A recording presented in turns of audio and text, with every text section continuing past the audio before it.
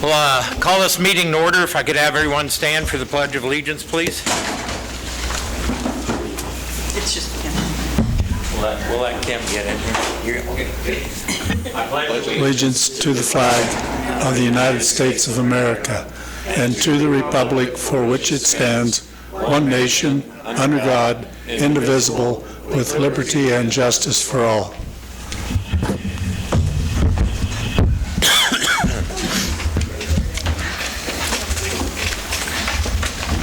How you doing, Nick? I'm doing good. Make sure my phone's silent. All right, welcome everyone. Council member, we have review and approval of the agenda. Are there any questions regarding the agenda tonight? If not, can we get a motion? I make a motion to approve the agenda. Do we have a second? I'll second. Motion to approve. All in favor, aye? Aye. Opposed? Motion carries. Public comments. Okay. So I was going to say, anything not on the agenda, if you wish to speak, this is the time to do so. Basically, Ron, I think you know the rules. Can you go over one more time? You got about 3 minutes. You just ready to read that, don't you? I'm sorry, my hearing's not good. Sit down. You got 3 minutes. Okay. Good evening. Good evening. I just want to let you guys know that we had a baseball tournament down here this last weekend. Drew quite a few teams. We had teams come all the way from almost Joplin all the way to Emporia. Almost right between 20 and 30 teams that took up Saturday and Sunday both. We had this scheduled for the last 6 weeks. Friday when we came down to the field, we found that they were not ready to be played on. They hadn't been mowed, they hadn't been drugged yet, they hadn't been lined. I understand the lining part just because of kids. We don't want to redo it again in the morning, okay? The problem is that we have teams coming to pay quite a bit of money, $350 a team. I'm not here on the baseball team's behalf. I'm here because I came down here, donated my time, along with a lot of other people's time, to make sure that our fields were playable, because they were not. We generally go to Kansas City for our tournaments or to Topeka. So to bring on in these types of teams to the area, we estimate between 800 and 1,100 people came for the weekend. I'm sure that the businesses surely appreciated it, because we had teams here from 8 a.m. to 9:30 p.m. I took it upon myself to mow the ball fields, 2 of them. The other 2 were maintained by the high school for theirs. Then they did drag the fields. Unfortunately, there was a lot of grass and everything left in the infield, which it's not so much as an aesthetic problem as it is a safety concern. With these kids hitting the balls, if they catch one of the clumps of grass, it's going to pop up and hit them in the face. The ball field number 3 was 3 or 4 in this corner here. 4 was so tall, there was a big yellow softball in it that you couldn't see until you were standing on top of it. I pulled out over 2-inch diameter sticks out of the middle that were about 3 feet in length, and these were not going to be done without me going out there and doing it, and it's an issue. Now, these fields were rented, we did pay for them, and we also had to take care of the trash at the end of the day as well, both days. So I can tell you that I've accounted for about 24 man hours that were spent down here at the fields taking care of them before these tournaments. People want to come back and do this again, but I don't know how willing the parents will be to come do this again if this is how it's going to be maintained. I think it's great for the community, especially for the businesses that are here, but this is not acceptable if we're going to rent the fields. If we're not going to rent them, that's fine. We can find somewhere else to play, but we'd rather do it here. That's where the majority of the kids are from, and we'd rather bring the business in. So that's all that I have, but I think that it definitely needs to be addressed. We also had to call for the mounds to be delivered in the morning because they weren't out. There was just quite a few problems. We couldn't get access to the concession stand until almost 10:30 at night on Friday night to get prepared for it. We made a couple $1,000s off the concession stand in 2 days, enough to pay our umps. So these things all need to be taken into consideration when we're doing this, especially, like I said, if you're going to rent them, charge for it and do what you say that you're going to do. Chanute, they're charging $150 for a day per field. We're charging $50 a day. See what they have down there and see what we have. We need to be putting back some money and having a vision of what we're going to do, because we are way far behind. That's all that I have. Thanks, Ron. Is there anybody else that wishes to make a public comment on an item not on the agenda? If not, we'll move ahead. Consent agenda. Council, any changes, any comments, questions about this consent agenda?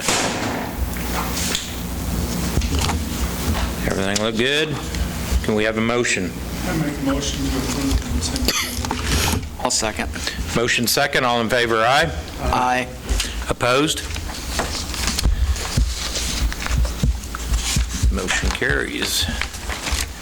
Next item, we have a proclamation for Mental Health Month. I see we have some representatives with Southeast Kansas Mental Health. If somebody would like to come up, or all of you want to come up and tell us a little bit about who you are, and we'll get to the proclamation then. Nathan Fossen, I'm the Chief Executive Officer for Southeast Kansas Mental Health Center. We serve a 6-county area, Allen County being one of our 6, Woodson, Anderson, Lynn, Bourbon, Neosho as well. And Allen County has served as our headquarters for mental health services for quite so many years. I've worked with the center for 20 years in total, in a variety of different capacities, in therapy and overseeing children's programming, and now within this administrative role. And I would like to convey really 2 things. One is a love for the community and a love for the services that we provide, in recognition of the need for those services.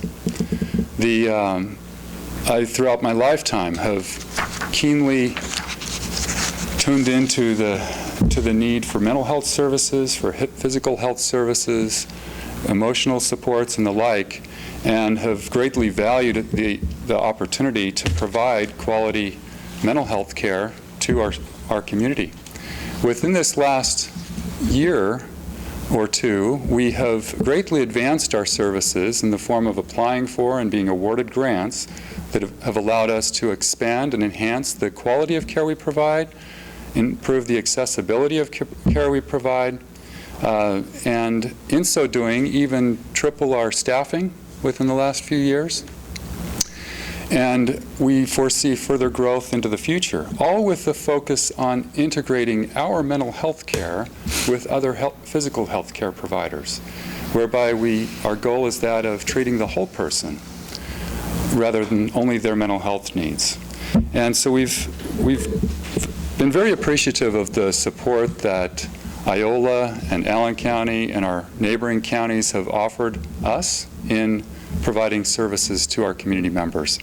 And we also recognize in particular May as Mental Health Month, nationally recognized as such. And this is a great opportunity for Iola to then proclaim May as Iola's Mental Health Month. And so we appreciate your support therein and are grateful for the opportunity to serve. I invite any questions you all may have for me as it pertains to our services. I'll also leave with you a booklet that highlights our 2022 year in review. It just speaks to some of the service enhancements we've made, some of the trainings we've been offering our own staff, and the supports we've been offering the community. And it might also address some of the growth opportunities we're underway with as well. I mentioned earlier when I spoke to Holly today that when we think of economic development in our community, I think it slips a lot of people's minds how many professionals we have that Southeast Kansas hires, and that brings in a lot of experience into our community. We have a proclamation that I'll read, and you want to come up? If y'all want to come up, I'll let you stand up here with me while we read it. I know they don't like that, but it gets them up front and center with me. Roxanne, are these 2 for them, 1 for us? 1 for us. Okay, I'll say 1 for us. Put your body in me. Whereas good mental health is essential to everyone's overall health and well-being, and whereas mental health conditions are real and prevalent in our nation, as 1 in 5 U.S. adults, over 50 million Americans, experience mental illness each year, and whereas over 560,000 adults in Kansas have a mental health condition, and whereas 55% of adults in the U.S. who have a mental illness, over 28 million individuals, are untreated for their needs, and whereas 1 in 6 U.S. youths aged 6 to 17 years old experience mental health issues each year, and whereas over 12.1 million adults in the U.S. reported having serious thoughts about suicide last year, whereas Kansas ranked 48th in the nation for access to mental health care, and whereas with early and effective treatment, those individuals with mental Whereas businesses, schools, government agencies, healthcare providers, organizations, and citizens can promote mental wellness, provide encouragement, and support for those who struggle and participate in prevention efforts. Therefore, I, Stephen French, Mayor of the City of Iola, do hereby proclaim May 20. Iola, I also call upon the citizens, government agencies, public and private institutions, businesses, and schools in Iola to recommit our community to increasing awareness and understanding of steps our citizens can take to protect their mental health and the need for appropriate and accessible services for all people with mental health conditions. And thank you all to what you do to make sure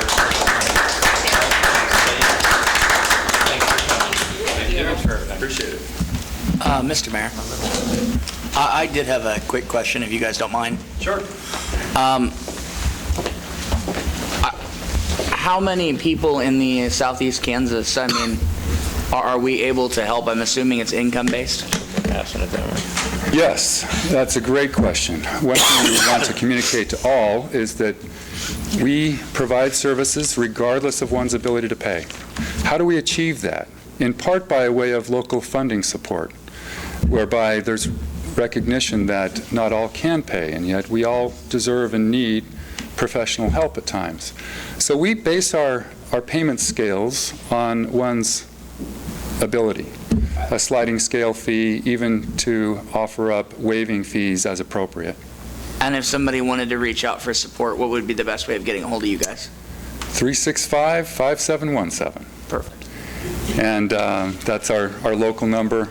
We also have 800 numbers that would likely be referenced in our booklet there as well. But that local number will connect you with all 6 of our counties as well.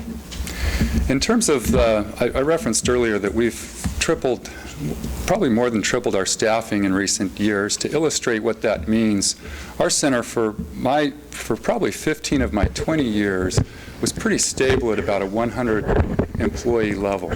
We now employ about 300, and a good portion of the employees reside here within the Iola and Allen County area. Thank you guys. Nathan, when you say you tripled staffing, does that mean my relatives made up that many numbers? Thank you. You're welcome. I was fine to just say thank you. Your family's been a great You guys have support. been a good employer to 3 of my daughters, and my son-in-law is now with Southeast Kansas, and the feedback is you guys make pretty good employers. So thank you. Fantastic. Thank you. Yes. Thanks for coming in. Appreciate it. Moving ahead to new business, Cedar Brook 3rd Edition Road Bid Award. Before we move forward, can I get a clarification on the bid? The second one from Mission Construction, the person that created this bid scribbled out at the bottom and added a lower number, but that lower number did not get transferred to the second page up above. So which bid are we to go on? It's the back one. It's the one he scribbled out. Actually, the other 2 are incorrect because the final number is actually the one on the back page. They included it in their bids, Mission did not include it in their total down here. So it should be the 1.3? Yes, 1.37 is Mission's bid. And like I said, it was just unique in how the bid tabs were. Actually, this number, the total bid price should be back here on this back page. Because LaForge scratched some things out and changed things, but then their final was higher. Right. Not lower. Yep. Okay, who's taking this? I'll take it. Mayor and council, we went out to bid as directed. In January, we came to you guys and got approval to put in the utilities and bid out the road project up there in Cedar Brook, somewhat in conjunction with the housing at that time. As you guys know, the housing slowed down, or the grant wasn't approved, but we went ahead and bid this project out, as well as the utilities are moving forward and probably be starting here pretty quick. We bid it out. We got 3 proposals. Heck and Wicker out of Parsons is the low bidder. I do have a little bit of concern there. They're a fairly new company back into the big construction game. They used to be, when it was Heck and Wicker, was a fairly good-sized road company. One of them retired, and now a son has taken it over and is starting to get back into the bigger construction. Right now, they've got some KDOT jobs that are roads. There is some concern with some of that. And Mission, of course, they've done some work for us in the past, as well as LaForge and Bud. I guess if I had a preference based on history, I would recommend Mission Construction based on the bids. And that just goes basically with the history of what we've got in product and what I have talked with other contractors as well as the state down at the office in Chanute. All 3 bids were reviewed by our engineers up at Burns & Mac. They feel like any of the 3 would do, that are on the pre-approved KDOT list. I mean, it's not a KDOT project, so we can go out with any bidder. There was disclosure in the bid tabs that said we had the right to refuse any and all bids. So I guess I'm looking for your guys' input on moving forward.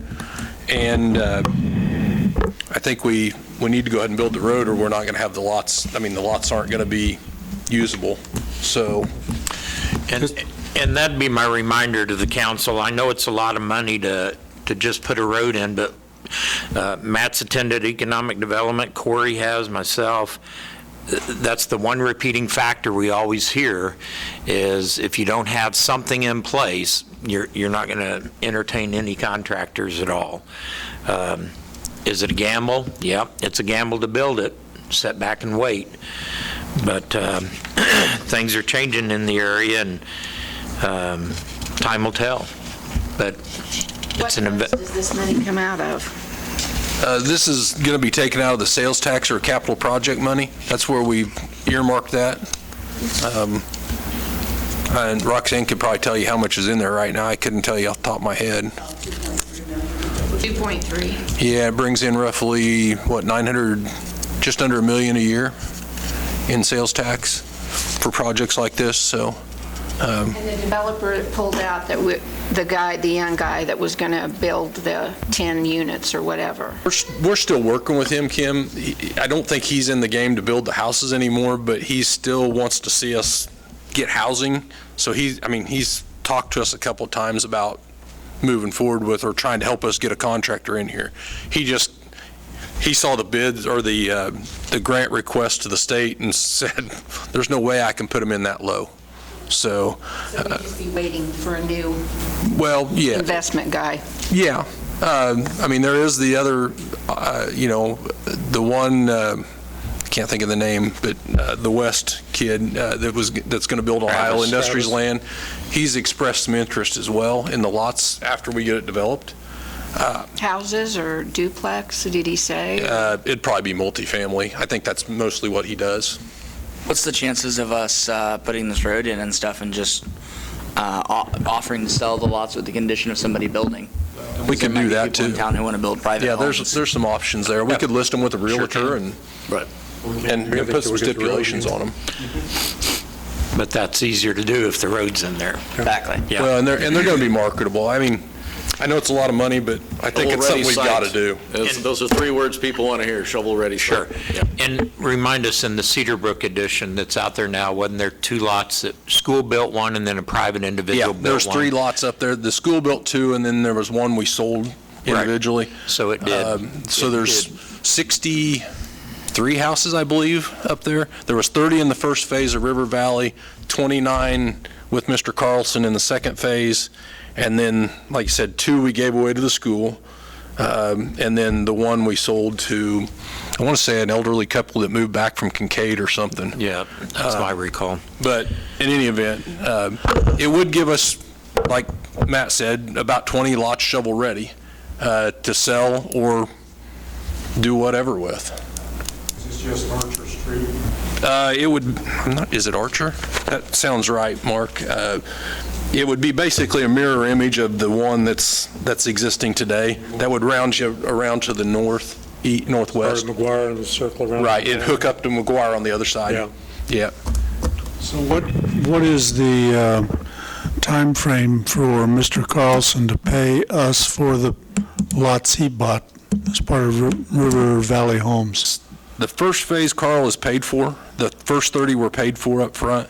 The second phase, he does, I didn't review that contract today, but Was it 15 years? it's 15 years. He has to pay for them before he sells them or they transfer ownership, or at the end of the 15-year rental piece. But he doesn't have to pay anything. It ought to for be that. pretty close to that 15 years, isn't it? The first set is getting ready to come out in 2024. I think next year, yes. But that's the first set, and then it was like 3 years later, so I think we're about 3 or 4 years out yet, Carl, before he'd have to pay. I could be wrong. I can look at that tomorrow. How much money he is going to have to pay? Is it a 200,000, 120-some thousand? 7,500 per times lot? 29. No. How many lots does this leave us that would still need to be developed, the infrastructure still needs Just to be about developed? 5 that's platted. Okay, The rest of them aren't platted. The rest of the land's not platted, Okay. and we've got it in as parkland, so we're not paying property tax on it. It's parkland or Okay. trail land. So so this takes care of the majority of what we it have would out there? take care of pretty much all of the platted land, and the only reason we're not going to build the other piece is it drops off drastically and would cost us considerably to build that little piece out. I think it's Strickler Road over Is to that the little cul-de-sac off to yeah, the it kind of runs northeast? off. We're going to be able to utilize 2 of the lots as buildable lots. With this road Right, construction? the Okay. corner lots. And we'll build, just like the first phase or the second phase was done, we'll build out the road into that area. We just won't build it on out. Okay. What's the time frame on getting this done? This, basically, all 3 contractors told me August timeframe of starting. And I want to say it's a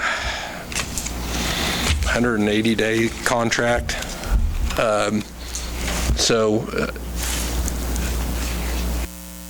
They'll start dirt work, and we'll probably suspend it over the winter and then start them back up in the spring. Corey, there's no hidden little secrets up there like a rock ledge 6 inches down that's going to come back with a big increase in... Nothing that we've seen, Steve. We can only hope not, Steve. Yeah. I know. We installed the utilities in the south half and didn't see it. Things are in pretty good shape up there. Yeah, I don't think we'll see anything. And honestly, it's pretty zero. I mean, it's The grade. grade off the road, put the base in, put the storm sewer in. It's pretty flat for the most part, other than that piece that I didn't want to take on, that piece that drops off considerably slow. Okay. Council, any further discussion? Mission isn't the one that redid State Street, is it? No. So my concern is a financial one, given our Highway 54 project. How are these two going to mesh together in terms of our ability to pay? Well, 54 is going to be paid with a bond. This is going to be paid with straight cash. Well, I know that, but bonds still have to be paid off. Yeah, and it'll be paid out of, we Same discussed this, yeah, Fund 96. Fund 96. Yeah, About another 2 years before 54 would start? right. So this project Next summer, would be potentially. paid off before any kind of bond payments would have to be made. Cedar Brook will be finishing up about the time if everything goes well, when 54 starts. Further questions, council? Do we have a desire to build it as quoted? If so, can I get a motion? I make a motion that we approve the bid from Mission Construction in St. Paul, Kansas for the amount of $1,370,255. Authorize staff to execute the necessary documents for the project for the selected contract. Second. I'll second that. Motion and a second by show of hands. All in favor? Looks like everyone. Opposed? No hidden one?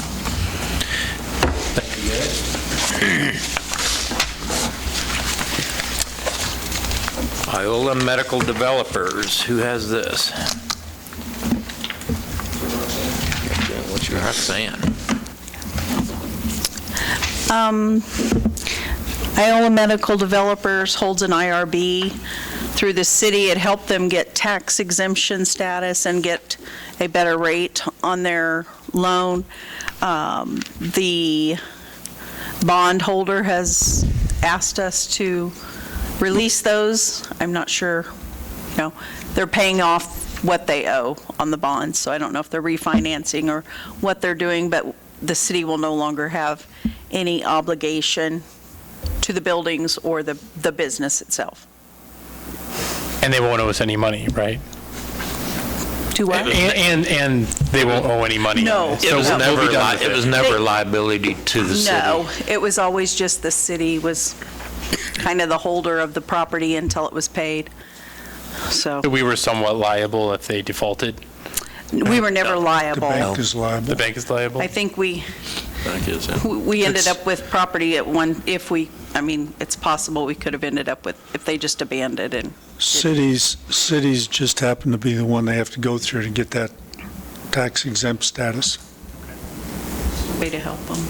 So, are there any negatives to not allowing this or any positives?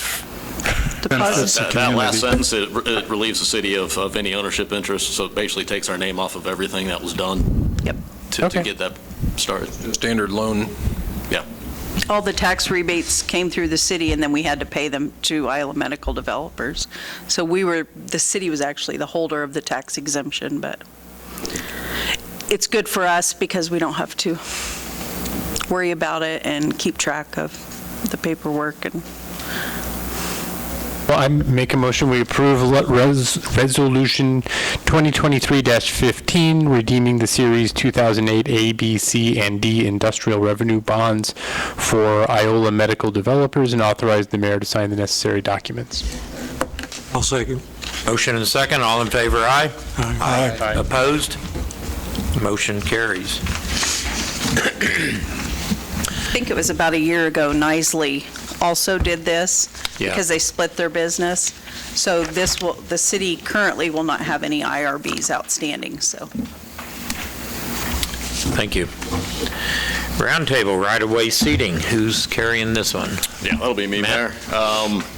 Yeah, I won't read the write-up of it. I mean, you've all done that before. Right now, we don't specifically allow outdoor dining in our C1 Central Business District, basically the square and some offshoots off that.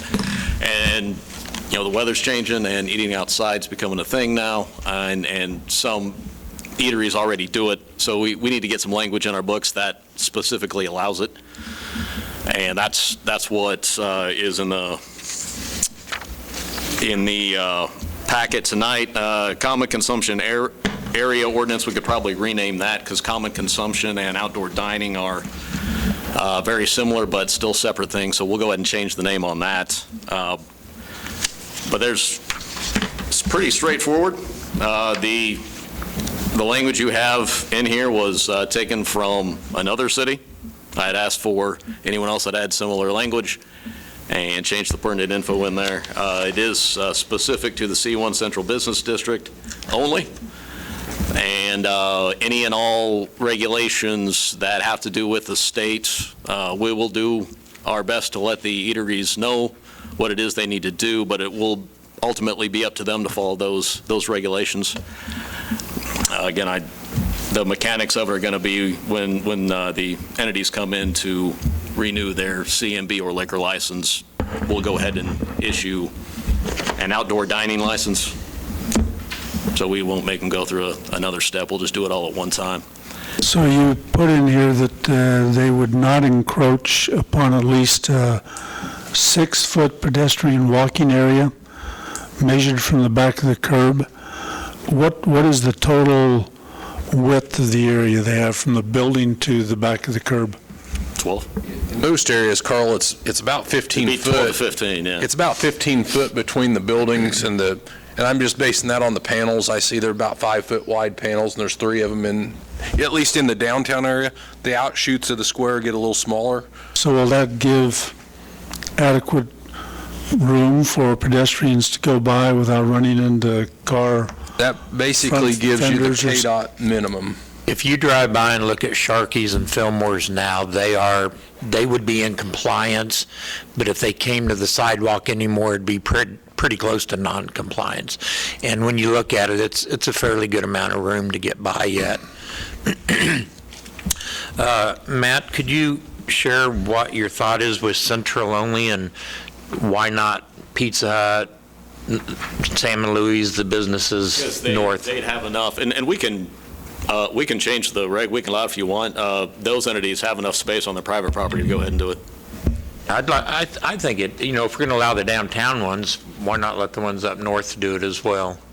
The right-of-way is a lot smaller, Steve, on those. They probably wouldn't even ever get on the right-of-way, to be honest with you. In most cases, like Sam and Louis or Pizza Hut, that right-of-way is so small behind the curb. The main key to me would be, so then they are notified by their permit, they would still have to get the permit. And then some of those cases, I'd worry about them using some of their required parking to put some outdoor dining spots out there, but I guess I've never seen anything like that out there, but it's not like we're going to go around knocking on doors. Yeah. Is there an additional fee for the outdoor dining licensure? Okay.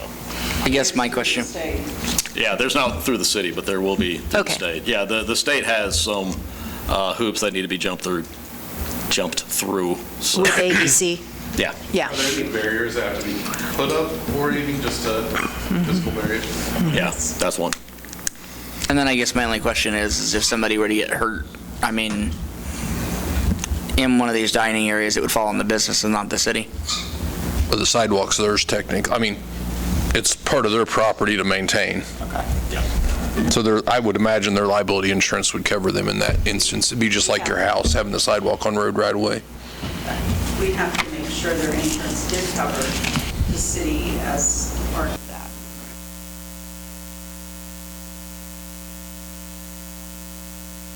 Liability for some kid getting hurt on some patio furniture, I'd be okay with that.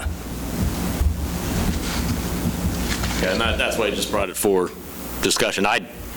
I thought we had one, and until I was told we didn't have one, so we got to get something in our books that allows for it, and it's a common thing now. I noticed it when I was in Topeka one time.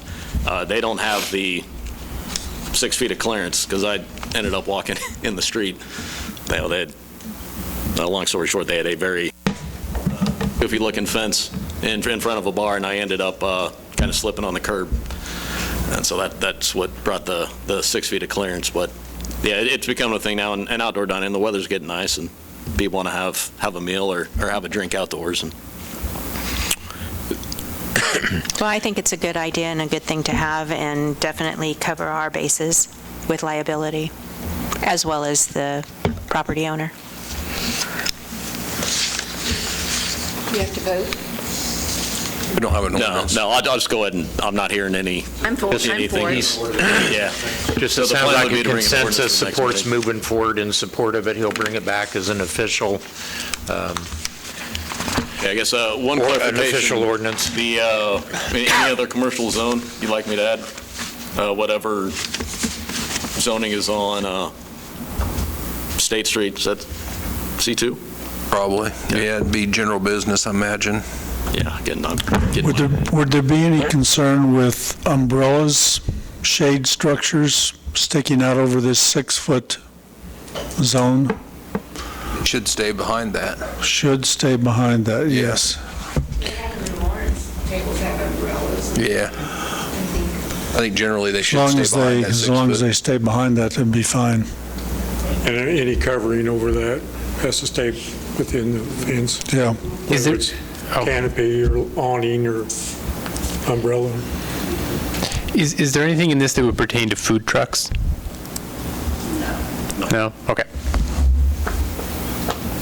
All right, we'll look forward to that coming back in the form of an ordinance. Thank you. Let's.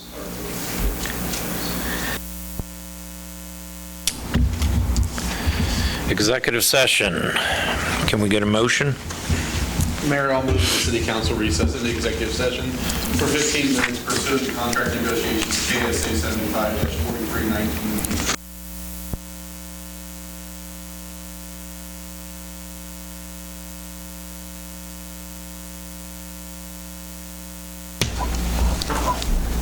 The regular meeting shall reconvene in the city council chamber at Favor aye? Aye. Opposed? Thank you.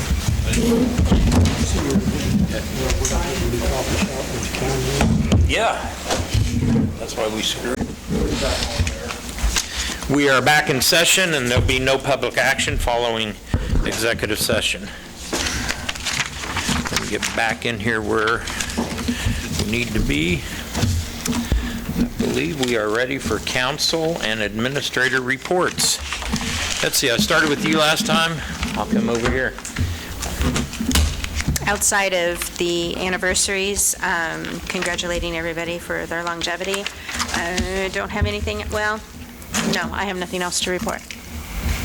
I would like to reiterate that I would like to see this thing in the packet of old business so we can address things. We can see how things have been resolved. That's my big thing. I want to see if it's been looked at, resolved. It's number 12. Well, I want that. But there's Well, nothing written there. if you'll note, we have two items on there, so, Okay, well, let's get on it. so as it comes around, we can get an update on these two items. We got a lot of old items I want to hear You read about. the packet, but not the agenda, Right, I didn't Okay. read it at all. Just remember, I saved you publicly. Okay, thank you. I need help, everyone knows that. Okay. Anything else? No, I'm All good. right. Joel? Josiah? Yeah, so tonight is the improv show over at the College Theater. It's free to the public. I'm working all year for it. I'm super excited to see them do this because improv is back easier at Allen. And it's back after COVID, and I'm excited. (5:30 to 6:30). It's curated by one of our students who went and competed at the state competition for entrepreneurship. Wonderful. So she's just been keeping herself busy. And so really excited for that. Warming and cooling stations, we had our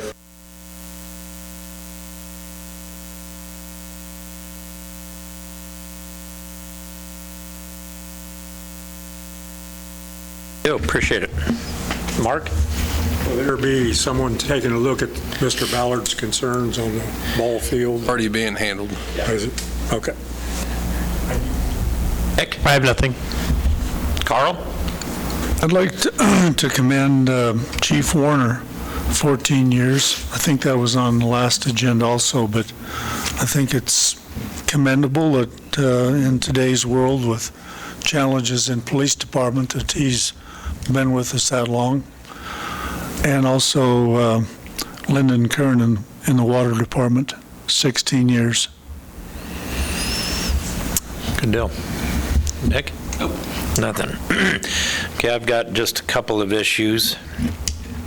Not necessarily because of what you heard publicly about our sports complex, but I've been thinking for a few years. I travel a lot about our state, And you just go down south to Chanute and look at their ball diamonds, and you look at other communities and what they're pouring and investing into their sports complexes.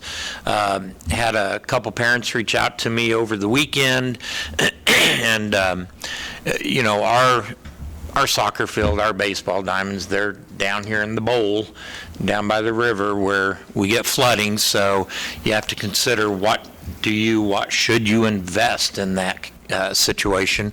But a lot of these complexes are looking pretty nice, and it sounds like the tournament that was just sponsored was well attended, and it would be nice to have us a local want-to destination place.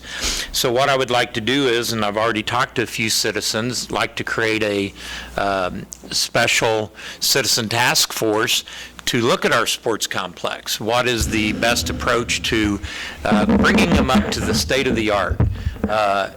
Google Topeka, Shawnee, the lake, Bettis, right?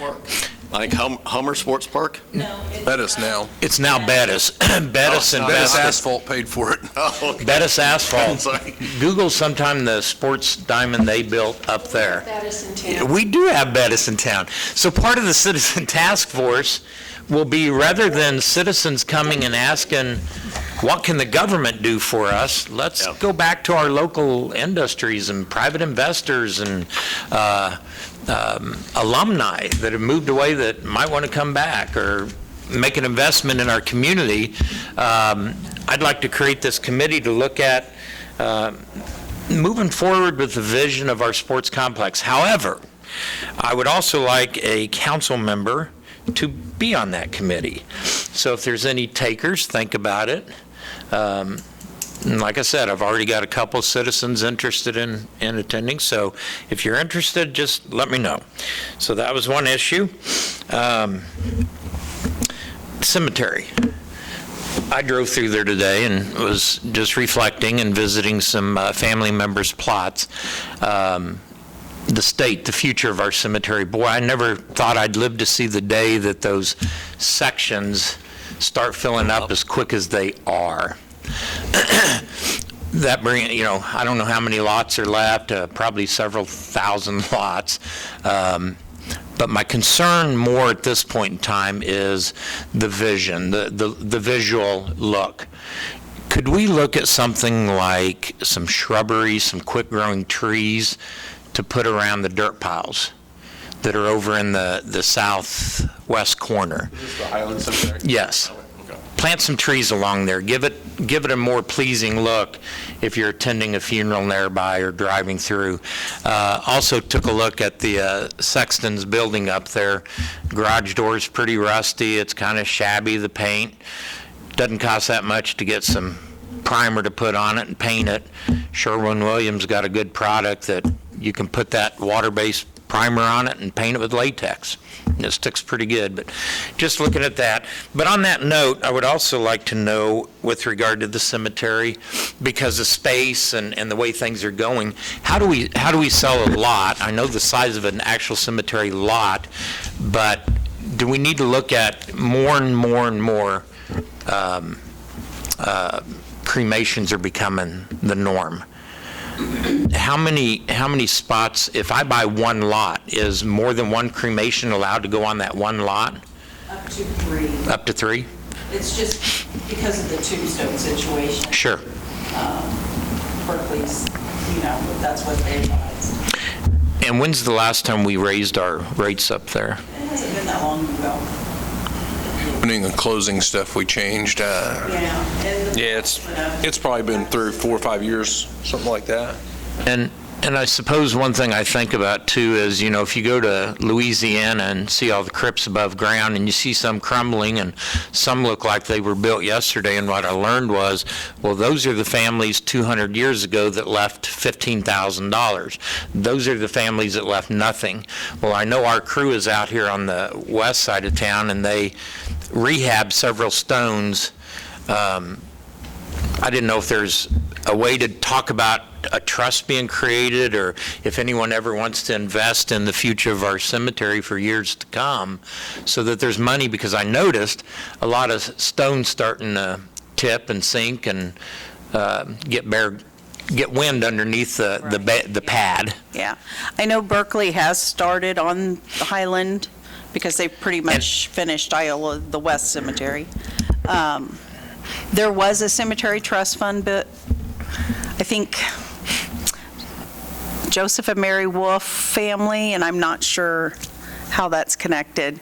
And we had to get approval from the Kansas Attorney General to have that because we do own stocks and bonds, which is not usually okay for a city, but since they had stocks and bonds, so we collect interest off that every year, and that's the money that we've used to rehab all those stones. And Berkeley just finds, the ones in the worst shape that he can take care of. Some of them are in pretty bad shape, especially the old ones. But so on that note, we often have Boy Scouts looking for Eagle awards.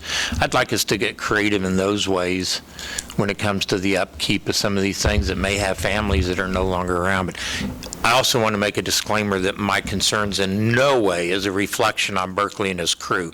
He does a fabulous job, and I know that the cemetery's large. There's not monies pouring in by the bucketful to hire crews and take care of this.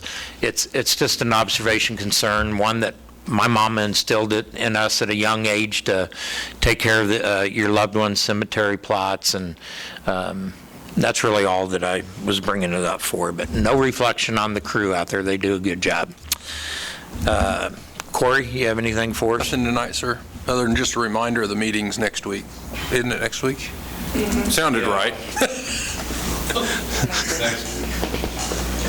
Matt, you have anything? Roxanne? All right, can we get a motion? Motion to close. Motion second, all in favor, aye. Aye. I'll be opposed. Thanks, everyone. Thank you, guys.